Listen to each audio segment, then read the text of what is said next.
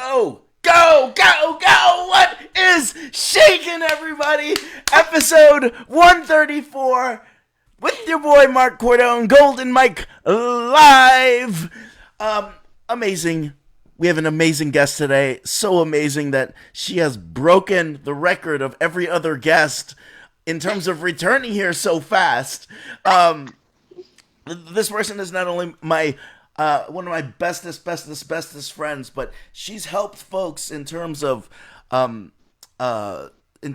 business issues, PR issues, marketing issues, branding issues, messaging issues, and she's put it all together, and she's finally started her own publicity firm, her own PR firm.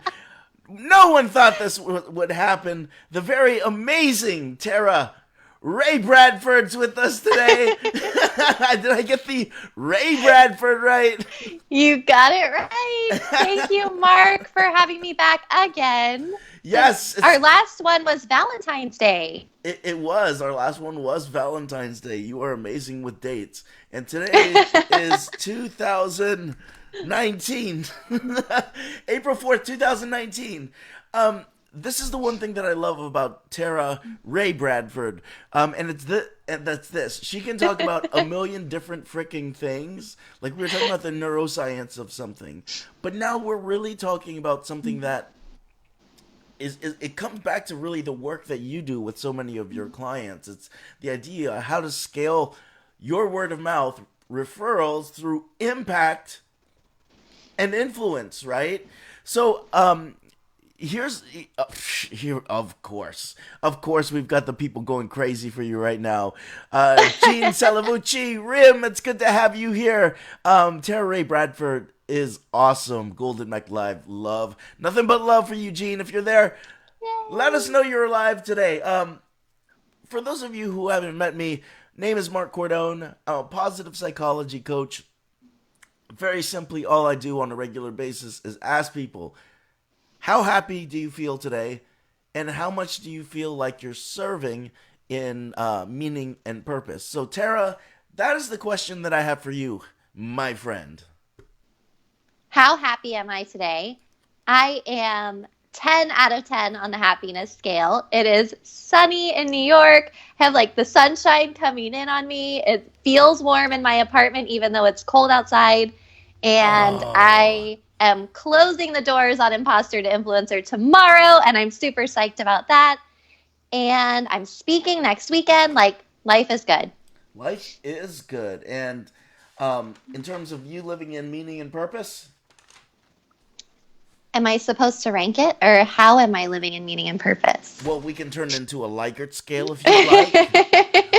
We can turn it into an open-ended question.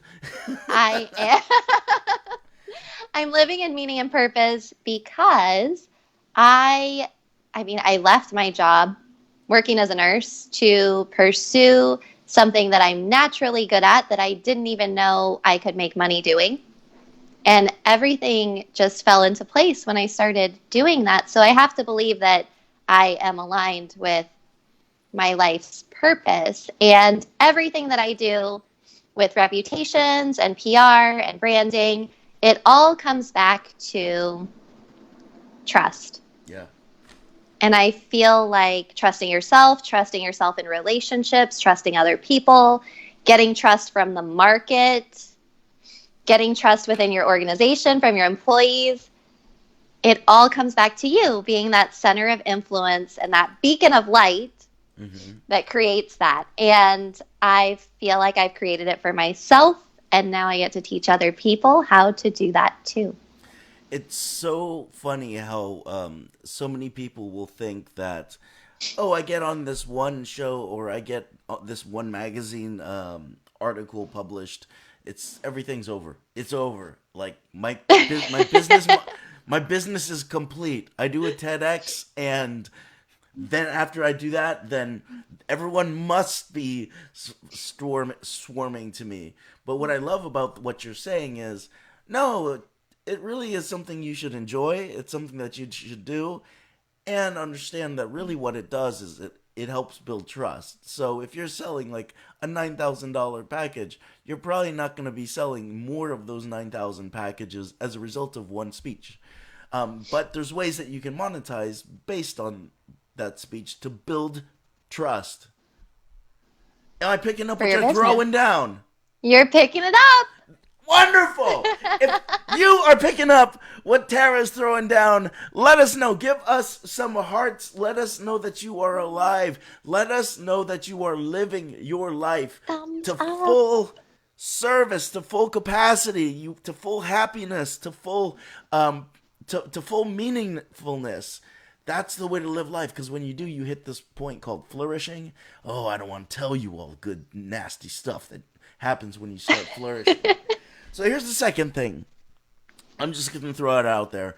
A lot of people think that positive psychology is about the ups, the downs. Or, sorry, they don't think that you have any down. They think it's 24/7, Taco Tuesday. Someone hit the heart when I said Taco Tuesday. I'm going to say it again. I'll see if you'll hit that heart. 24/7, Taco Tuesday. No, they didn't hit the heart that day. But 24/7 Taco Tuesday. Happiness all the time. We need to put out a Pollyanna effect that we must only search for happiness. Well, if that happens, you're one of two things, buddy. Number one, you're dead. If you only feel you only feel one emotion. Number two, you're a sociopath, dude, because you are unable to feel other emotions that are very human. It's normal to have the ups, the downs, the all-arounds of life. So if you're here with Tara and I today, and you're saying to yourself, "Yo, Tara, like, I was in a good spot last week, and like now like something's off," or if you've been in a job for 30 years and you're like, "Yo, Rae Bradford, like I loved my job for 30 years, but it's off. Like, I don't feel like I have trust with my organization anymore." And like, you're saying to yourself, "No, I must not be in full joy or anything like that." Wrong. Your life and your heart beats just as hard as everybody else. This is a part of your life that you're going through, which will become something you get to talk about at one point. Keep pushing through it. That's right.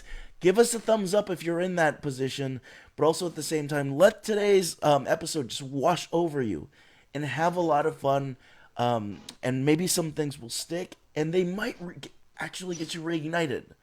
But just understand that's where you need to be, all right? Here's the last thing. I love doing this to Tara, because there's another button down there, and I know a few of you are hitting the button right now, and so the button is for anyone who feels optimistic about the future. Melanie Klein's hitting that button. So anyone who feels optimistic about the future, because it has so much benefit to be optimistic about the future and to use hope not only in a wishing way, but in a very just natural way to get what it is that you want. So if you are hopeful, like America, hopeful like Melanie Klein, hopeful like Gene Salvucci Rim. Oh, I see the thumbs up exploding. It's another one. It's the wow face. Hit the wow face, everybody. Hit the wow face. Hit the wow face. And let me see your wow face, Tara Rae Bradford. Let me see.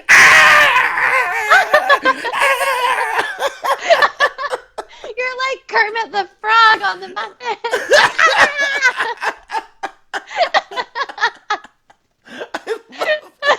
I have no idea. So that actually got very strange for a second. Hit the wow face. Hit the wow. Today is very much the remix day. But I asked you this before, what your story was, but feel free to answer it in a completely different way or the same way. So Tara, we've been friends for so long now, and now I feel like we're super tight as of lately. What is your story? Well, in reference to everything that you just threw down, I with feel the like wow face with the wow. No, before that. Have Uh, you been in your job for 30 years and you oh hate it? yeah. Yeah, I feel like I have to tell that part. So I was a nurse for 10 years and I worked in critical care. And like a lot of people, I think I was striving. I was trying to get to the top of that career path. I was trying to make more money. I was trying to get more benefits. I was trying to drive that luxury car and live in Mm-hmm. that penthouse condo in downtown Seattle. Mm-hmm. And I got all of that. I had the husband, the dog, the Mercedes, the penthouse overlooking the Puget Sound in Seattle, in downtown. And I got that job where I was in the senior leadership of a surgery center, reporting directly to the CEO. And my life looked pretty cool because I had all the things. Yeah. And I was only 25. Getting some feedback there, Mark. Yep. I have the wow face on repeat in my head. So by 26, I was ready to quit my job, sell my car, move out of my apartment, and get divorced because I was like, well, this is not it. And for multiple reasons, but mostly because I had a checklist of things that I was checking off in order to get to success and fulfillment in my life. And my family was always talking about like retirement. Like my dad would say, when I retire, I'm going to buy an RV and travel all over the country and golf all the time and do everything that I want to do when I retire. Yeah. And I was thinking, well, I'm not even close to retirement. I have 40 more years before on paper I can retire. But realistically, at what I'm doing, like whatever I'm doing right now, paying off student loans and doing all those things, I probably can't retire at 65 Okay. based on how much I'm making and all of my employee benefits and all of that, if we want to get really like in the weeds of that. And so I thought, well, I want to feel happy right now. Mm-hmm. And it took me from that moment where I realized I wasn't happy, I think it took about 6 years before I decided to do the thing that I wanted to do. Because at the time I didn't know what I wanted. I Okay. only knew what I What you didn't didn't want. want. Okay. Gotcha. So I had to hit rock bottom, get divorced, quit my job, take a pay cut, sell my car, move to New York with 2 suitcases of stuff, sleep on a couch, get a temp job with no job title, no leadership position, Yep. and figure it out. And it was in that I was able to figure out what I'm really good at, what makes me happy, what I wanted to do, and then start doing it. So it wasn't enough to just think about it like, I wish I was doing this, or one day I'll do that. I actually had to commit to doing it. And so before that, to back up, I guess what I had to do was look at what I was really committed to. Mm-hmm. I was committed to working all the time, working 2 jobs, trying to get to 6 figures, and then trying to get to whatever happens after 6 figures in my career path, which for me was a master's degree so that I could make more money and be in more debt and all of these things. When I stopped being committed to that, which wasn't really striving, it was more like struggling. Like Right. I in my mind I was striving, but in reality I was like everything's hard. Yeah. Yeah. And to allow things to be easy. And when I started going down the path of less resistance, I mean, internal resistance, yes, but external resistance, no. So when I made that shift, that was when things started happening. Okay. Talk about that one more time. Internal resistance, yes, but external resistance, no. And things started happening. Like, what does Yeah. that look like in terms of like what The internal? the actual practice of that new kind of a precede proceed model that you just kind of created, right? Yeah. Yeah. Well, I think it has to do with what people experience in imposter to influencer. It's that fear of the unknown. Like, I didn't know what was going to happen when I decided to go into PR because it didn't logically make sense to go from nursing to PR to a lot of people. And it was confusing, and people were like, how are you doing this? And it doesn't make sense in our minds. It makes sense to go to grad school. It makes sense to have student loans. It makes sense to climb your career path within your organization. It didn't make sense to a lot of people in my circle to quit a good job with job security, with good benefits. Like that, internally, I felt no resistance to collecting a paycheck every 2 weeks, getting a pension plan for when I was 65, having health insurance, going to get a physical once a year, getting my teeth cleaned twice a year, getting new glasses every 2 years. There's no internal resistance to that because it's already paved for you. Yep. And everyone else is doing it. But the external resistance for me was I'm staying the same. I'm on a plateau. Everything's the same. And not that I want my doctor to find something wrong with me, but that wouldn't be exciting. But the plateau was boring. Yeah. Yeah. And so I thought I needed to make it harder. So let me go to grad school and study anesthesia because that's the hardest thing I could do as a nurse. Let me work in critical care because that's the hardest thing I could do as a nurse. Let me go work with people who have been in car accidents who are on life support because that's the hardest thing I could do as a nurse. Like, that was my mindset. Everything outside of me was hard.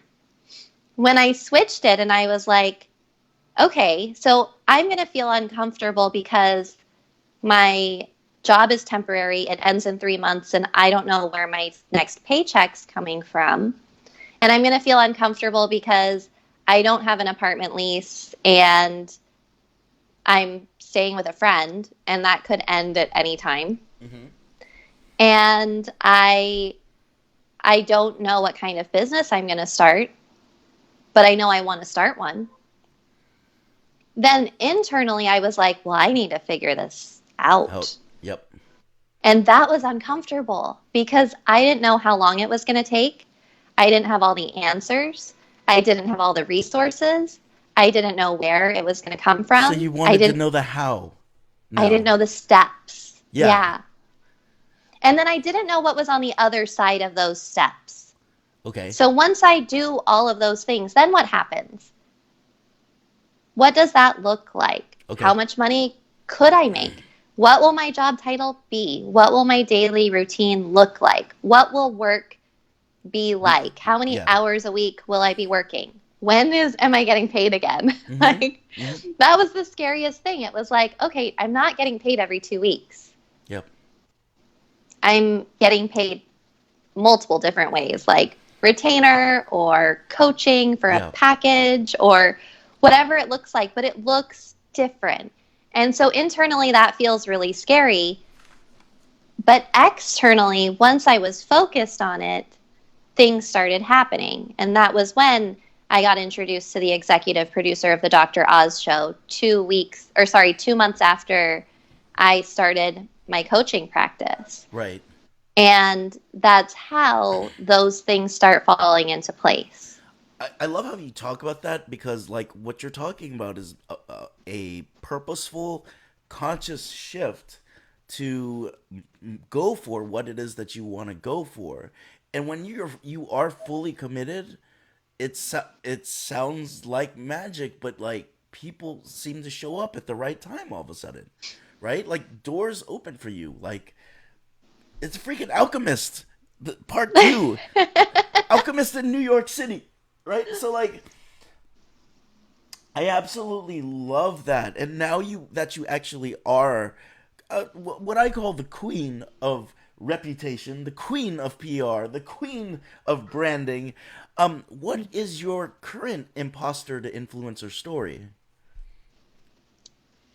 personally or within the Yeah. program? Yeah, yeah. Well, I mean, your program is number one is it's probably the coolest damn name of programs. But number two, if it says what it actually does, someone will move internally. Someone is going to have an internal shift where they're thinking of themselves as less than, or following FOMO culture, or thinking that they need to have this codependent relationship with some coach in order for the coach to send them downloads on what they should be doing.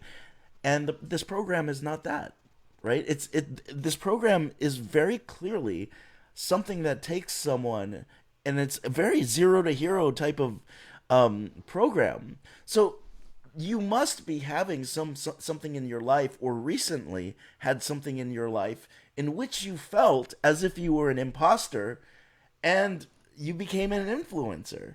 And it can even be like, as a result of watching, taking my own program, I became even, more of an influencer. Because technically speaking, you Well, have more clients than ever now because of this program. yeah, this Yeah. program was really a launch pad for me to focus in on what I'm really good at. So before, I am a lifelong learner. I think this is the biggest thing. Like, the more you learn and the more you know, the more you realize you have no idea about all Hell these yeah. other things. Hell yeah. And I think that's the biggest imposter syndrome we could have. Like, me as a nurse thinking I needed a master's degree to advance in my career, that's something where I needed more letters after my name to be the authority, to have the credibility, to feel like validated. It Hmm. really comes down to validation. And so what I want to, or what I do, is teach people how to validate themselves, validate your own business idea through one-on-one coaching, validate your market in the media by expanding and growing your audience, and then having multiple income streams after that that you can funnel people into, because now they trust you. So that is really, I think, for me, what it came down to. It was stopping the learning. Like, I still learn, I still read a ton of books, but I was signing up for everything. I wanted to work with every coach. I wanted to sign up for every course. Yeah. I wanted to get every coaching certification. Yeah. And when I stopped, I realized I'm really just looking for validation Hmm. by hiring people who are doing something that I want to do. But once I get in that program, I realize I already know Yeah. this stuff. Yeah. And it was just validating my own insecurity around the information, or being ready to reach that larger audience with what I was trying to say. It's so big. And I mean, in terms of you, like, you've scaled your word of mouth referrals basically through just pure hustle. There was you want to talk about your impact and your influence, like, constantly in the New York media, no PR representation, and then also at the same time, like, um, there must have been a feeling of imposter syndrome going on, where you're like, how am I hacking like these major networks, when, like, I'm going back to work, and I think you were still a nurse at one point when you were doing all Yeah. that stuff, right? And so, I think it's fitting that the program be called Imposter to Influencer. And also, what I love about it is that one of the things that could be going on in terms of you being an imposter is you could be already getting these booking gigs. I just had the conversation with someone on a TEDx last night. You can have that TEDx, but when you walk off the stage, if you are not validating yourself, then you're going to feel nothing except for what next. You're going to go empty again.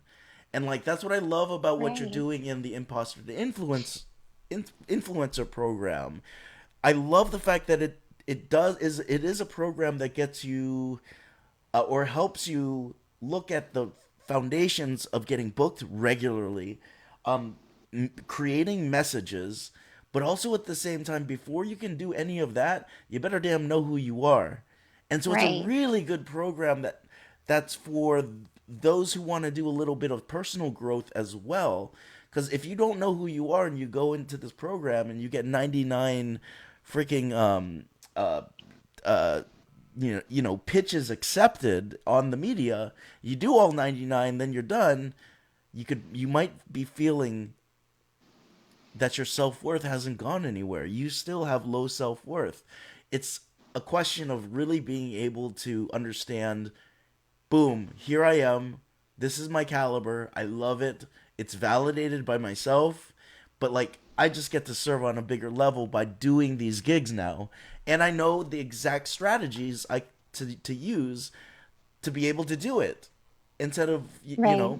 relying on a PR firm this round, So And we really take it a step further yeah, to build a thought leadership business around that audience. yeah, So if you're doing one-on-one coaching and you're writing the book and you want to do the TED Talk and you're applying for that, then we look at how do you leverage your media influence to build the audience for consulting, for more public speaking that's paid. How can you leverage your book for more revenue streams as well? Because if anyone's ever started to write a book, it's a labor of love yeah. and it's an investment. It's not get rich quick on your book. No, So we look at that as a whole. How do you build your thought leadership business? How do you stay in your lane of who you are without leaving that lane and confusing your audience so that people understand what you do? They talk about you when you're not around, which sounds counterintuitive. I think that's what a lot of people are afraid of when they come to me. They're like, what are people going to say about me when I'm not around? And that's why this is such an important part of the program, is building that reputation in the media, because you get to control what people say about you then when you're clear on who you are, what you stand for, and what you want to talk about forever and ever and ever, like for 5 hours sitting with your friends on the couch. And then you can talk about that on the news, or you can talk yeah, about that in Forbes because you just love talking about it. And it's not about learning extra material so that you feel confident talking about it. It's something that comes from within you that's already there that you can talk about forever, that's awesome. for hours on end. And you get up on stage and you talk about it like it's second nature, like you wrote the book on it Yeah. because you are writing the book on it. Well, it's And, what? and then people are taking notes in the audience and they're like, oh my gosh, you're amazing. You're brilliant. You changed my life. And so it's really about how to be that trusted expert where people trust you enough to listen to you, to let your advice in so that it can change their life, and then to trust you enough to refer all of their friends to you because it was such a life-changing Yeah, experience. and you know what? I want to start with the word of mouth referrals, that last one, right?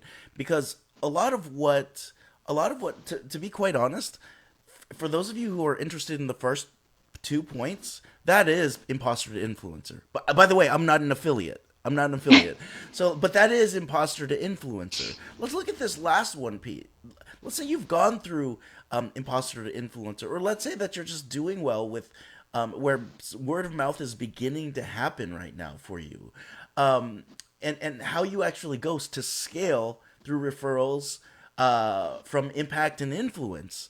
Like the first thing I think about are relationships, right? What are like the benefits of having a professional relationship or strategic partnerships, and where do those come into play when you are talking about scaling up when your word of mouth referrals? Right. I mean, that's such a key part of it because you can't do all of this by yourself. Hmm. If you're getting all of the referrals only from people that you've worked with, then you're limiting the number of people you can reach and the amount of referrals you can get. And I've talked to so many successful business owners who have built their business 10 years ago, 20 years ago, and they say the reason it was successful was word of mouth referrals. And that's still true today.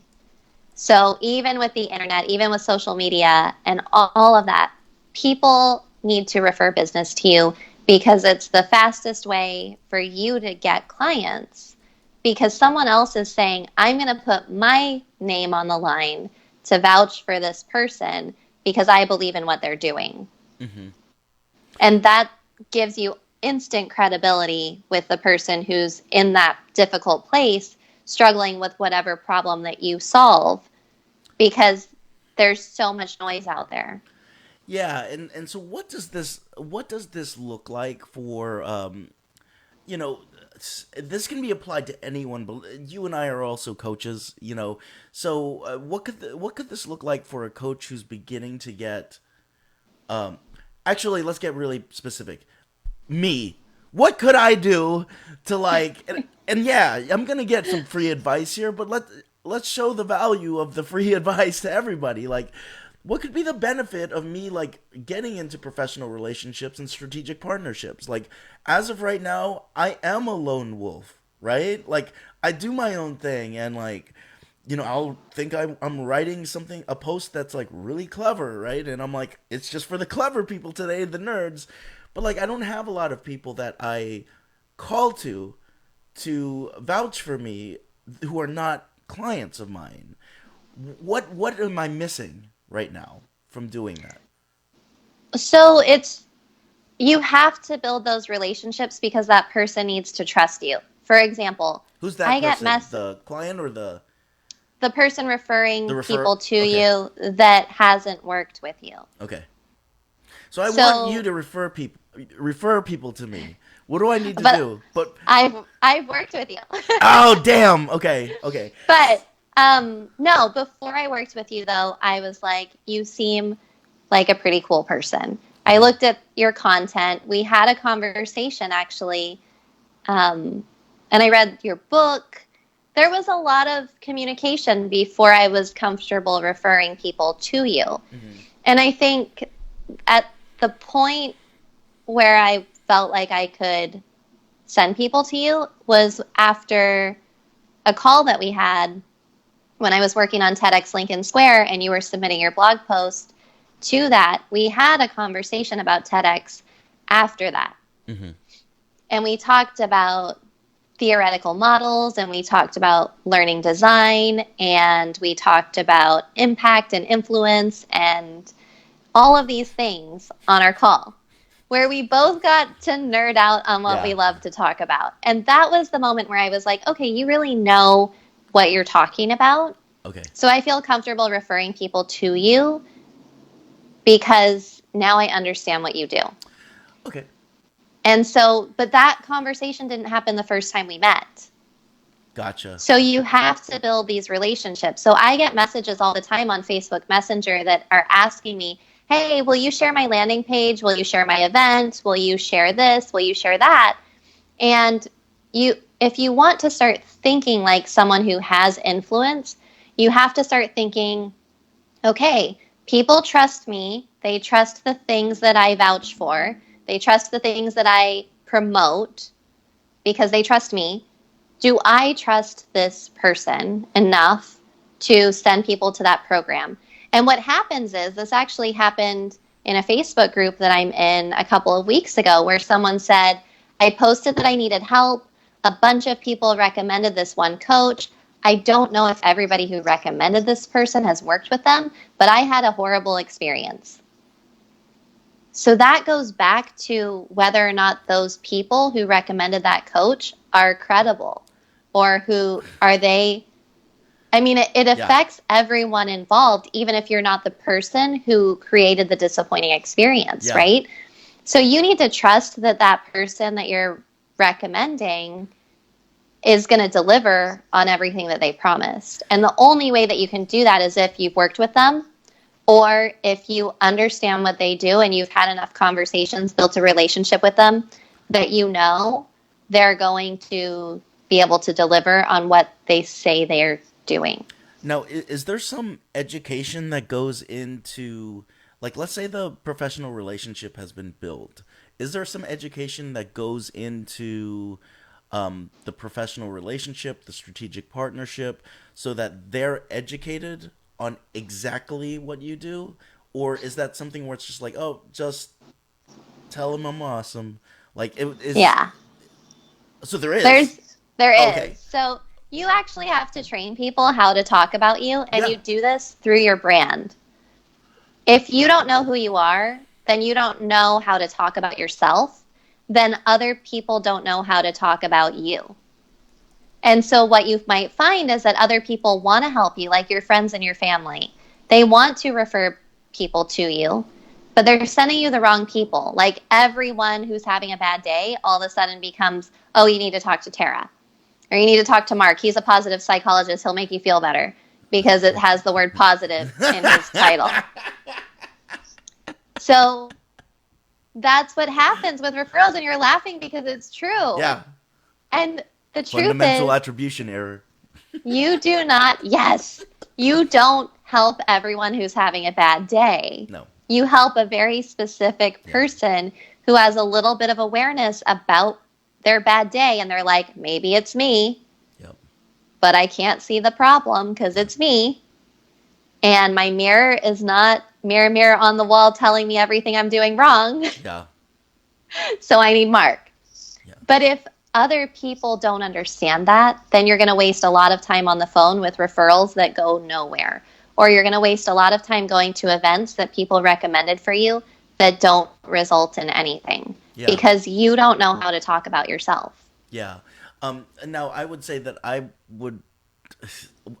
trained to talk about Tara's program through just the program itself.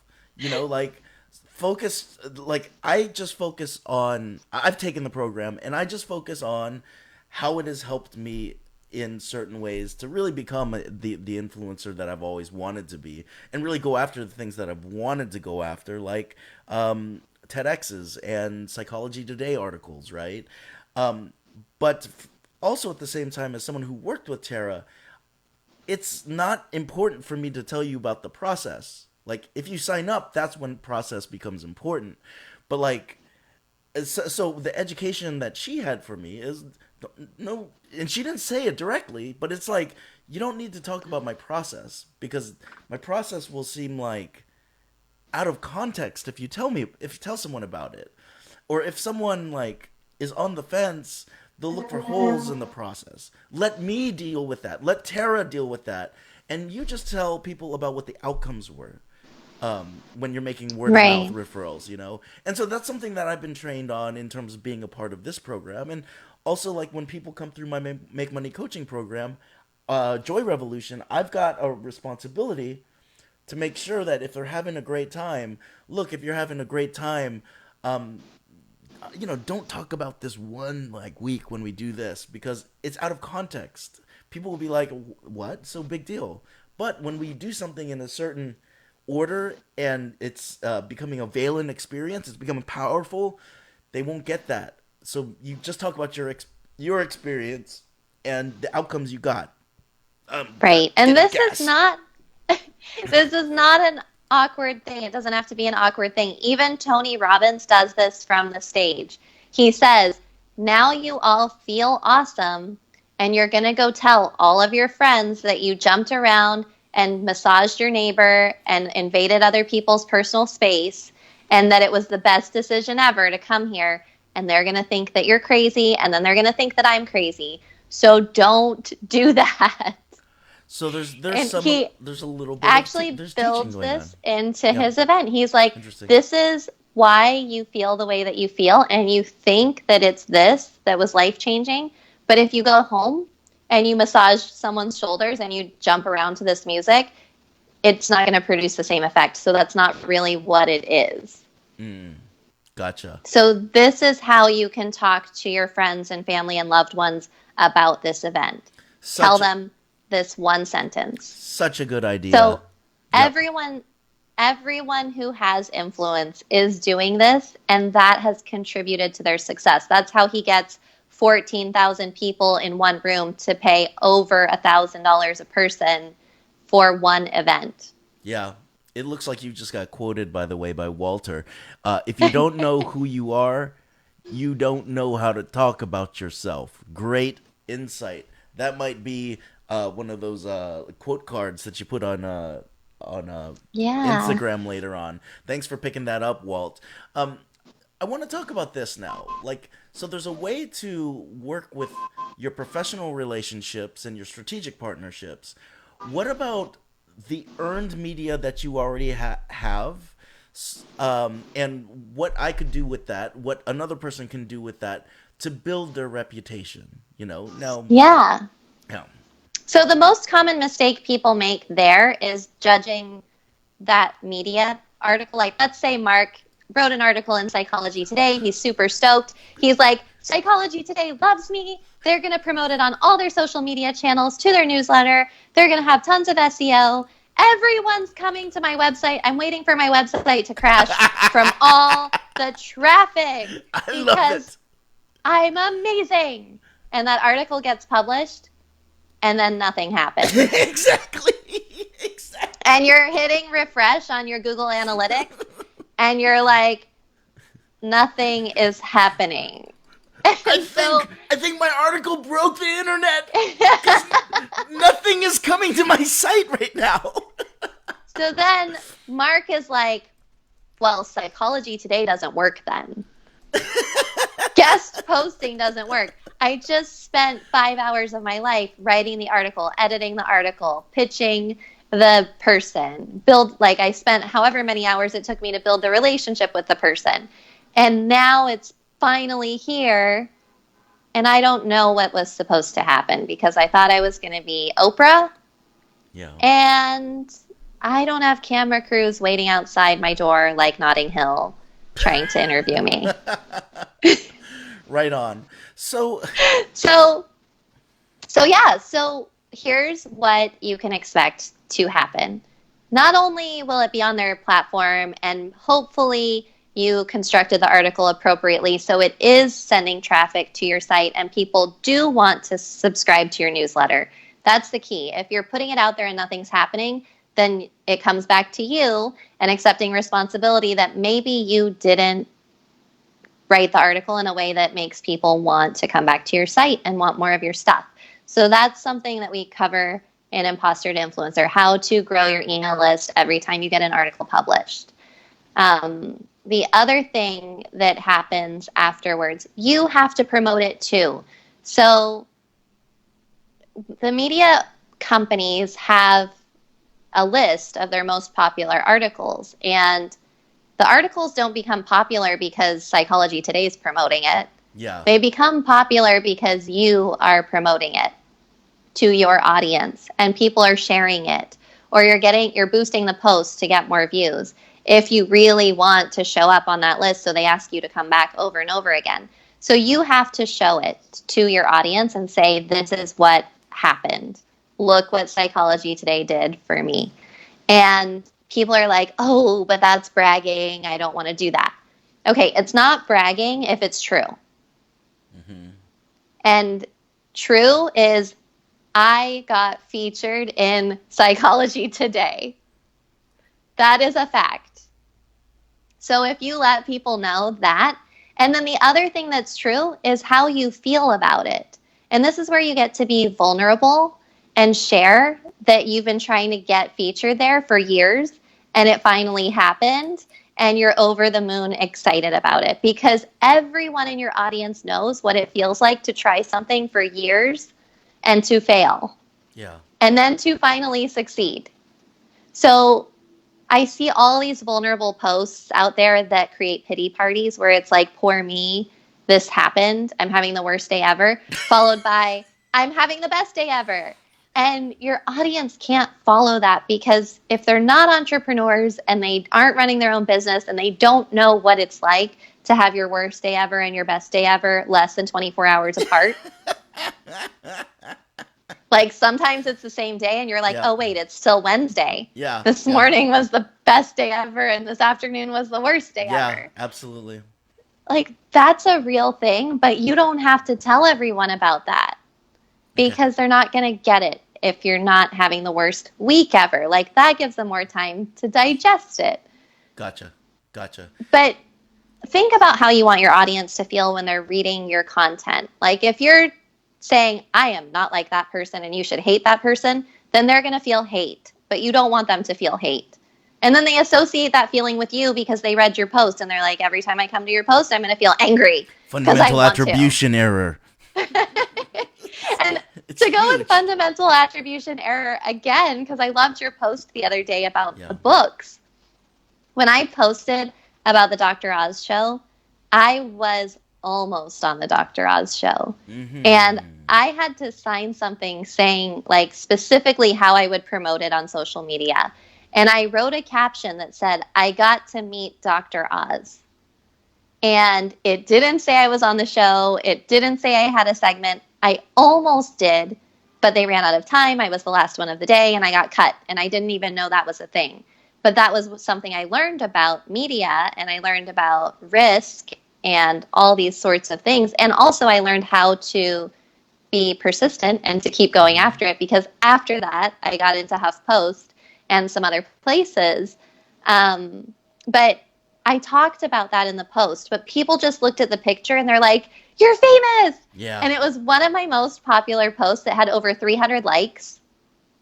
And that was back when I was probably getting 20 likes was a good day on my post, where I like, 20 people saw my thing. Yes. Double digits. And then I shot up to 300 and everyone thought I was rich and famous. And I was like, you didn't read it. Like, I'm not. I'm still me. And so fundamental attribution error is real. And when it happens to you with PR, it's going to make you feel this big, where you're going to feel like you have to explain and backpedal and be like, no, but that wasn't really what I meant. Yeah. I'm not really that cool. And it makes you make yourself small. And so we talk about in Imposter to Influencer about self-promotion and how to overcome that need to explain. Yes. Like the need on your to first explain. speaking gig, and your audience comes up to you and they're like, that was amazing. I know you speak all the time, but how did you get started? And you're like, this is my first one. Yep. And you feel like you need to explain that to people, and you need to tell them, like, actually, I don't do this all the time. Don't do that.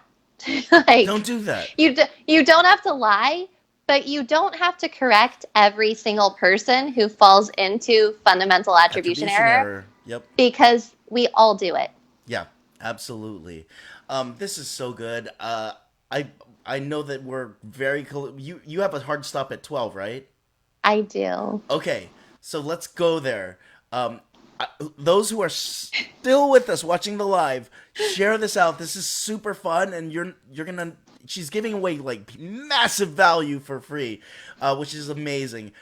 We have a 5-day video series to increase your credibility online. If you go to www.tararaybradford.com/PR-checklist. So it's tararaybradford.com/PR-checklist. Before we give you the golden mic, because you know what to do there. I have to know a little bit about, in like 2 sentences, what the secret ingredient to going through the know, like, and trust funnel at warp speed. Build trust with your audience and be vulnerable. And if you want to join Imposter to Influencer, I have 2 spots left, and it closes Friday at midnight Eastern. The program is legit. If you don't feel like you're quite ready for PR, it probably is a program for you. If you are a coach, it's a program for you. Or if you're a coach that's starting a business and wants business stuff, guess what? Tara's also going to be a part of the Make Money Coaching program this year. Oh, shoot. I said I wasn't going to plug that this time. I'm sorry, Tara. That's okay. So, I am going to be part of Make Money Coaching. You are going to be part of Make Money Coaching. And it starts May 6th. Which starts May 6th. If you want all-around business development, not just PR, Make Money Coaching. If you want PR for your book because you want to write a book in the next 12 months, or you published one and it totally bombed, come to Imposter to Influencer. I have people from Penguin Random House coming. I have a senior producer at Fox Business coming. I have someone with 1.2 million TEDx views on his TEDx talk. I have someone coming who's spoken at TEDx twice about the biology of your audience, who's going to break down exactly how he got chosen twice. and how to understand the biology of your audience so you can speak on any stage to anybody and connect with them on a deeper level. I have so many experts coming. They're all amazing. And also, I'm going to teach you stuff Amazing as well. So what I love that you're talking about is it for hours. It's just the bonuses is what you're I know, those are just the bonuses. I didn't even tell you about the rest of it, but we don't have time. Yeah. So message me if you're interested. I'd love to hop on a call in the next day or two to tell you more about it and see if it's right for you. Yeah. And if you're interested in Make Money coaching, Imposter to Influencer will still be around after. It's amazing. And it's all amazing. All good stuff. Everyone's amazing. Anything associated with Tara Rae Bradford's amazing. Here's the deal.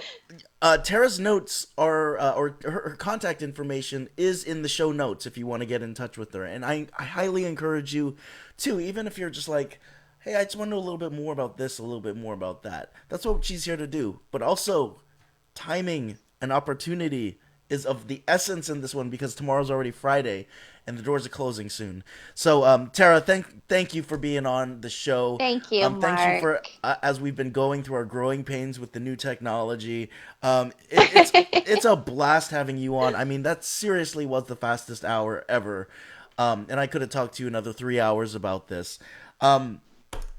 TaraRaeBradford.com is the place to go. New York City. Show your eyes to the sky because there is a golden mic in New York City now coming down from the sky. Everyone is like, what's going on? It's crashing through all those layers of your condo and ending on the 9th floor. Coming down in front of you. So creepy that you know. Coming down in front of you. The golden mic is perched, which gives you the ability to have a message translated in every language all across the world. The world knows that the golden mic is about to go on. So Tara Rae Bradford, your golden mic is live now. What am I supposed to say? I need a prompt. It's like so intimidating. The mic is here. Okay. You are remarkable and you were meant for amazing things and anything is possible for you. Start today. I want you to feel the weight of that. I want you to feel the weight of that golden mic. Hold that golden mic. Come on, do the visualization with me. Hold that golden mic. Wait. Oh, don't do that. Don't do that. I can't get it. I can't reach it. Okay. I've got the mic. Now smash that golden mic. Smash it. Smash it. Stomp on it. Stomp on it. Stomp on it. Like Tara Rae Bradford. Smashing it. Oh. Quit playing games with my heart, Tara Rae Bradford. And if you want to know what Mark's talking about, go to the Joy Rev Instagram to watch the video of us singing in New York. I love everything about you. I love the service you provide for folks. Honestly, it's lights out over delivery at a rate that everybody can afford.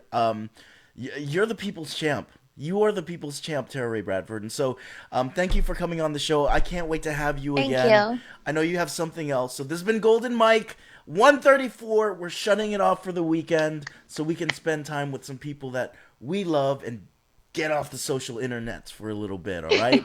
So Imposter to Influencer starting real soon. Make Money Coaching starting real soon. Contact us if you're interested. All right, bye.